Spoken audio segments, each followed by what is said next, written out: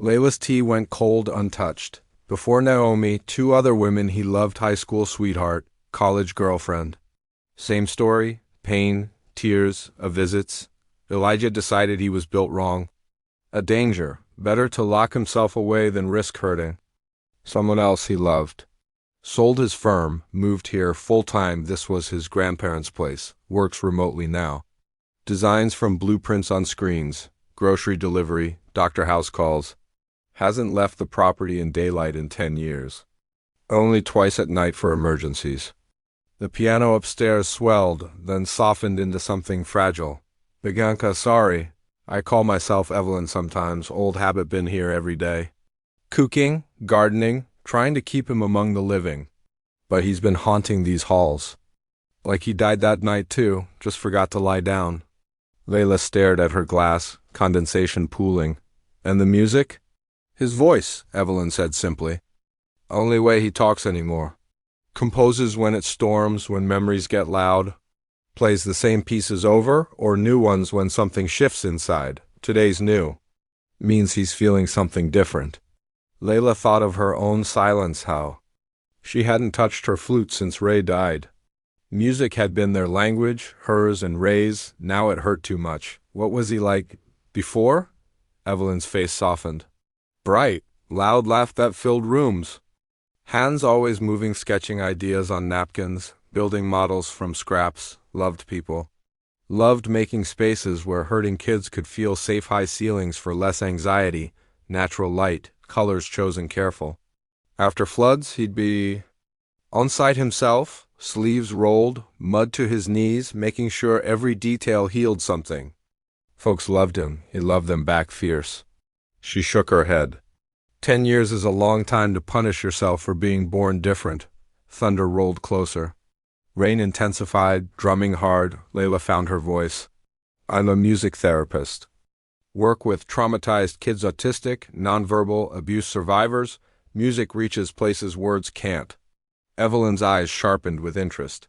That's so. I've been lost since Ray died. Taking jobs anywhere but home. But hearing him play, it doesn't hurt. It feels like understanding. Evelyn studied her a long moment. Storm's bad. Tow truck tomorrow. Blue room's made up. You stay tonight, wonder if you want, just maybe stay downstairs? Elijah don't see people. But the music pulled. Layla like gravity. After Evelyn showed her the guest room soft blue toile wallpaper, antique bed that smelled like lavender, she drifted upstairs. Tea in hand, following the sound, wide staircase with carved railing. Portraits of past Grants watching with painted eyes. Second floor hallway lined with closed doors, all perfect. Music room at the end, doors open. She stopped in the doorway, careful not to cross. Room all windows on one side, overlooking gardens now lashed by rain. Grand piano black and gleaming. Elijah at the bench, huge, even sitting, broad shoulders straining, faded UGA t-shirt, dark hair with silver at temples, hands that should build houses pulling delicate beauty from keys. He didn't turn. Music continued, complex, heartbreaking. You shouldn't be up here, he said finally, voice deep, educated, soft Georgia drawl wrapped in 10 years of disuse. I'm sorry, Layla said from the doorway. I'm Layla. Car broke down. Evelyn, Miss Evelyn, let me in. Your music. It's the most beautiful thing I've heard, and the saddest. His hands stilled, shoulders tensed. You should go downstairs. But Layla, tired of shoulds, slid down to sit against the doorframe, knees drawn up. It sounds like missing. Someone who's gone, someone you loved, long silence. Rain filled it. What would you know about it? My auntie died 6 months ago. Raised me after my parents passed. Every Sunday we'd make cobbler and dance to Aretha. I haven't listened to music since. It hurt too much, but yours doesn't hurt. It understands. Another silence. Then quiet. I'm sorry for your loss. Who did you lose? Pause that stretched. Myself. The word hung heavy. Layla made herself small in the doorway. How do you lose yourself? By becoming something you can't live with. He shifted but didn't turn. I don't see people anymore. You're talking to me. You'll leave tomorrow. What if I don't want to? Finally, a sound small, rusty, like a laugh that forgot how. Why would you stay? Because your music understands grief. Because you built things. For people who lost everything. Because you'd rather be alone than hurt someone. Because I've been lonely in a way that hollows you out, and sitting here listening feels like the first time I've breathed in months. Silence again. Rain poured harder, gray light fading. Will you come back? He asked. So quiet she almost missed it. Tomorrow, if it rains, just to talk. It's Georgia, Layla said softly. It always rains. She thought she heard. That rusty laugh again. Tomorrow then, 3 o'clock. 3 o'clock. She left him to the darkening room in the storm. Went downstairs where Evelyn was ladling gumbo thick with shrimp and okra. The older woman looked up, eyes knowing, but asked nothing.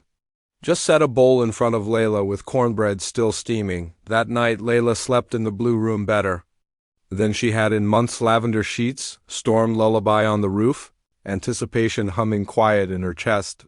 Tomorrow at 3. Rehook.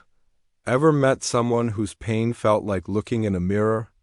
Would you sit in their hallway day after day just to hear their truth through music? Comment if you've ever been saved by a stranger's art.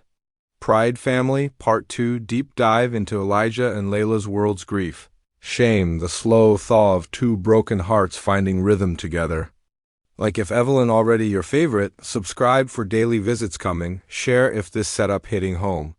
We building something beautiful, love y'all. Asterisk, the storm that night didn't let up until dawn. Rain hammered the tin roof like 1,000. Impatient fingers, wind rattling the old windows in their frames.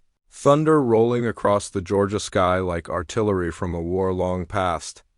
Layla lay awake in the blue guest room, sheets cool and lavender scented, listening to the fury outside and the quieter storm upstairs, the piano that had started again around midnight and played. Without pause for hours, Elijah's music shifted.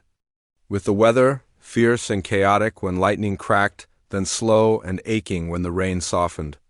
Layla drifted in and out of sleep to those notes, feeling them in her chest more than hearing them.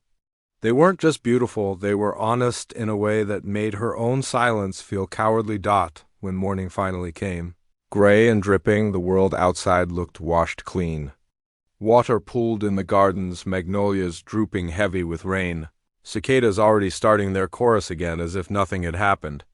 Layla showered in the antique clawfoot tub, dressed in yesterday's clothes that Evelyn had somehow laundered, and folded overnight, and went downstairs to find coffee brewing and biscuits fresh from the oven. Evelyn greeted her with a knowing look, but no questions. Towman called, "Your Civic's terminal engine block cracked. He'll haul it to the shop in town, give you what he can for parts. You stuck a bit longer." Layla's heart did something complicated, relief mixed with guilt. "I can find a room in town." "You'll do no such thing," Evelyn cut in, setting a plate of biscuits, sausage, gravy, and scrambled eggs in front of her. "Plenty of space here. Besides, somebody upstairs played till sunup. That don't happen often. Means something shifted." Layla ate in silence, tasting nothing and everything at once. At 2:45 she climbed the stairs, flute case in hand. This time, heart hammering louder than last night's thunder, the music room doors were open. Elijah sat at the grand piano, back to her as always, broad shoulders filling the frame of the bench. Morning light filtered through rain-streaked windows, catching dust motes and the gleam of the piano's black lacquer. He wore a different, faded college t-shirt, today Morehouse, and jeans worn soft at the knees. His hands rested on the keys but didn't play. "You came back," he said without turning. "I said I would." Silence stretched, thick but not uncomfortable. "I thought about what you said." He finally spoke, voice low.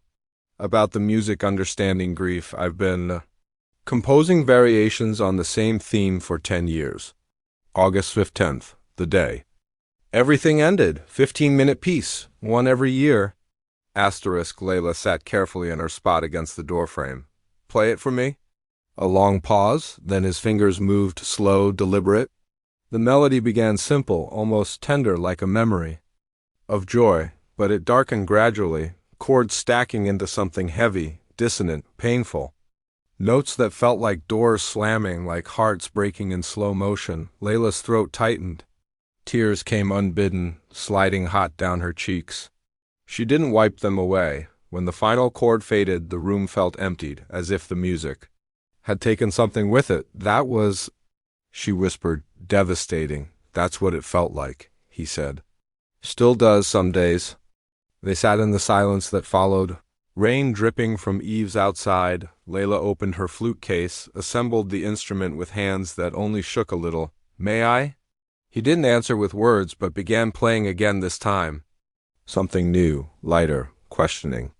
Layla listened for the key, then joined in, flute weaving through piano like wind through trees.